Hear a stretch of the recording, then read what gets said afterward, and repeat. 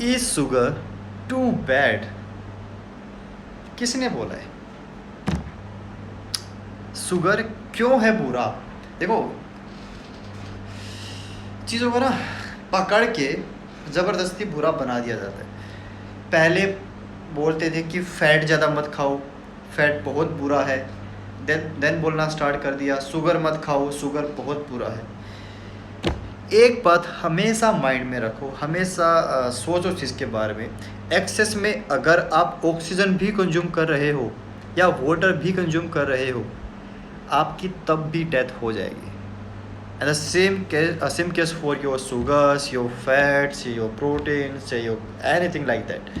अगर आप बहुत हाई क्वांटिटी में खा रहे हो, ठीक है, तो अल्टीमेटली आपको उससे नुकसान होगा। लेकिन अगर आप कोई भी चीज़ लिमिट में खा रहे हो तो आपको उससे कोई भी नुकसान नहीं होगा। आप सिर्फ एक चीज़ को मत समझो कि सिर्फ ये शुगर है, ये सिर्फ फैट है। You have to look for the complete picture. आपको टोटल अपनी ओवरऑल जो आप अपना बजट बनाते हो, ठीक है, क्या आप बजट में सिर्फ एक ही चीज़ देखते हो कि मैंने एक ये कोई भी पर्टिकुलर मैंने कुछ भी कि मैंने एक मेरे डिनर पर मैंने 5000 खर्च कर दिया, तो यानी कि मेरा जो कंप्लीट जो मेरा बजट है वो ख़त्म हो गया, ख़राब हो गया। या फिर आप कंप्लीट एक पिक्चर देखते हो कि मेरे पास जो कंप्लीट जो बजट है मेरे रेंट के लिए, मेरे ट्रैवलिंग के लिए, या फिर मेरे कपड़ों के लिए, या मेरी जिम के लिए, या फिर मेरे किसी भी चीज़ के लिए आप कंप्लीट एक प्रॉपर एक बजट बनाते हो। सो आप एक कंप्लीट बजट देखते हो या सिर्फ एक चीज़ को देखते हो? अगर वो एक चीज़, चाहे वो कुछ आपका डिनर था 5000 रुपीज़ का, ठीक है, अगर आपका डिनर था जो 5000 रुपीज़ का, अगर वो आपके उस कंप्लीट बजट में सेट हो सकता है, तो there is nothing wrong with this one luxurious this 5000 budget dinner.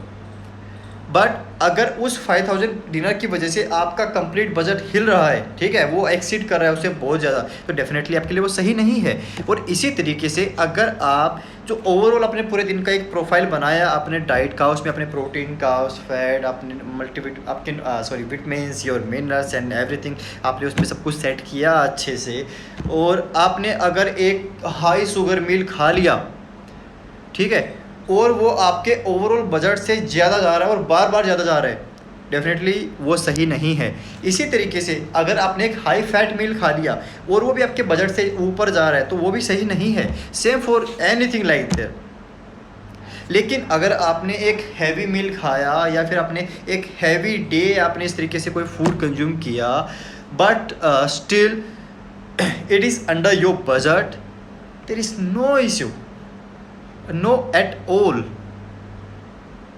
Okay, Saurabh, you are getting my point. Eat everything, eat anything, but आपको पता होना चाहिए कि उसकी लिमिट क्या है। या Himanshu, definitely can go for that. आपको पता होना चाहिए उसकी लिमिट क्या है। Good, you can eat your fast food, you can eat your this heavy sugar meals, but limit.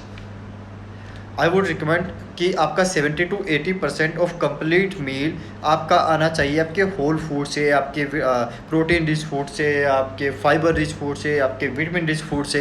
And जो बाकी आपका रिमेनिंग रह गया 20 to 30%, definitely you can go for a high fat meal, you can go for high sugar meal, you can go for a fast food, your pizza, your burger, your cold drinks, या anything. We are all here to live over life, not just survive. सिर्फ जिंदा नहीं रहना है भाई, जीना है, और उसके लिए आपको हर तरीके से रहना पड़ेगा। Okay, if any client drink beer once in a month, definitely he can go for that, there is no issue.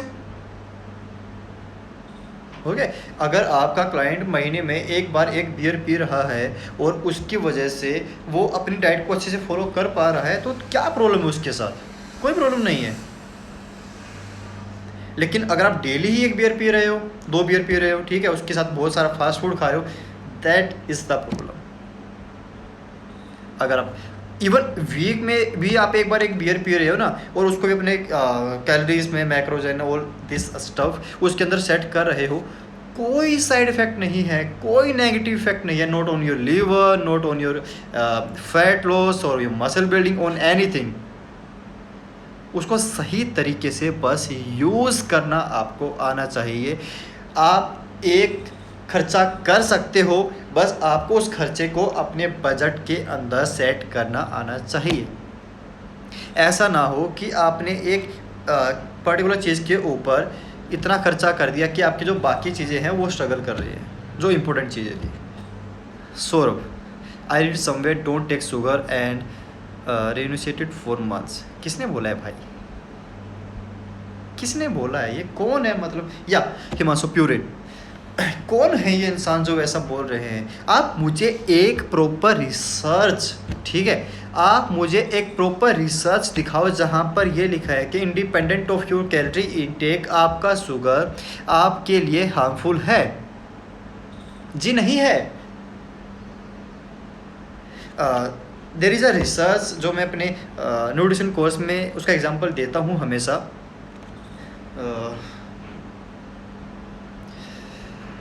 Researchers ने तो कैटेगरीज के अंदर आपके जो पार्टिसिपेंट्स थे उनको डिवाइड किया। पहली category almost 100+ gram of sugar intake daily. Sugar means sugar, ठीक है।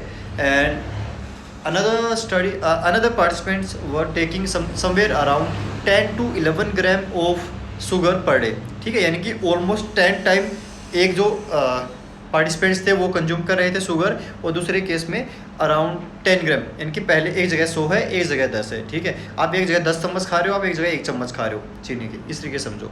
और जो उनका ओवरऑल जो कैलोरी इनटेक था वो सेम था। End of the research weight loss same था, आपके लीवर एंड एवरीथिंग, आपका शुगर लेवल, आपका insulin response and everything same था। सब सारे इन्फ्लेमेशन लेवल्स सेम थे, सब कुछ सेम था। सिर्फ एक चीज़ को छोड़कर, वो था आपका कोलेस्ट्रॉल, आपका लिपिड प्रोफाइल।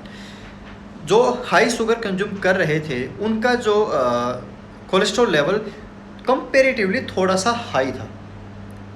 हेल्दी रेंज है उससे हाई नहीं था। मैं कंपेरेटिवली बोल रहा हूँ कि जो बंदे 1 चम्मच चीनी खा रहे थे उसके मुकाबले जो 10 चीनी शुगर खा रहे थे वो उनका कंपेरेटिवली थोड़ा सा हाई था। लेकिन वो हाई होने का चांस, सो मेन रीज़न क्या था, वो ये था कि जो हाई शुगर जो डाइट अपनी कंज्यूम कर रहे थे लोग, वो लोग फाइबर इंटेक उनका कम था, और जो लो शुगर खा रहे थे उनका फाइबर इंटेक कंपेरेटिवली ज़्यादा था अंडर सेम कैलोरीज। सो कोलेस्ट्रॉल को लेकर आपके फाइबर का बहुत तगड़ा लिंक है, दोनों का बहुत तगड़ा लिंक है एक दूसरे के साथ। And most specifically here soluble fibres. So अगर आपकी डाइट में सोल्यूबल फाइबर कम है तो आपका कोलेस्ट्रॉल लेवल इंक्रीज़ होने के चांसेस हाई हैं। सो अगर किसी का यहाँ पर कोलेस्ट्रॉल लेवल हाई रहता है, और चेक करो कि आपकी डाइट में फाइबर सफिशिएंट है या नहीं। अगर आपको सफिशिएंट नहीं है तो definitely you can go for some higher fibre rich food. So या get back to research. So सब कुछ सेम है, सिर्फ शुगर लेवल हाई है, तो उसके बावजूद भी वेट लॉस में कोई फ़र्क नहीं है। आपकी ओवरऑल हेल्थ में जो जितने पैरामीटर्स हैं उसमें कोई फ़र्क नहीं है, एक्सेप्ट दिस कोलेस्ट्रॉल थिंग। या तो कैसे, ये समझना ज़रूरी है मुझे। आप ऐसी कोई रिसर्च ला कर दो ना जहाँ बोल रहे हैं कि हाँ भाई सब कुछ सेम था, इसने शुगर ज़्यादा खाया इसलिए ये बंदा बीमार हो गया, इसलिए इसको कोई प्रॉब्लम हो गई, इसको वो प्रॉब्लम हो गई, ये सारी चीज़ें नहीं है। आप मुझे आर्टिकल मत दो, ठीक है। भाई आप फलाने डाइटिशियन ने ये आर्टिकल लिख रखा है, आप उसका ये आर्टिकल पढ़ लो। डिम्का ने न्यूट्रिशनिस्ट ने ये आर्टिकल लिख रखा है, उसका ये आर्टिकल पढ़ लो। उसने ये बुक लिख रखी है, उसकी ये बुक पढ़ लो। नहीं, I am not talking about this books and this article stuff, I am talking about the research, well controlled research. मुझे एक भी रिसर्च आप ला कर दो जहाँ पर ये प्रूव हुआ है अल्टीमेटली कि हाँ जी आपका जो शुगर है वो डायरेक्टली इंडिपेंडेंटली वहाँ पर आपके हेल्थ मार्कर्स को बिगाड़ता है। Then we will have a complete chat on it. Saurabh, okay, any other questions so we can talk about it?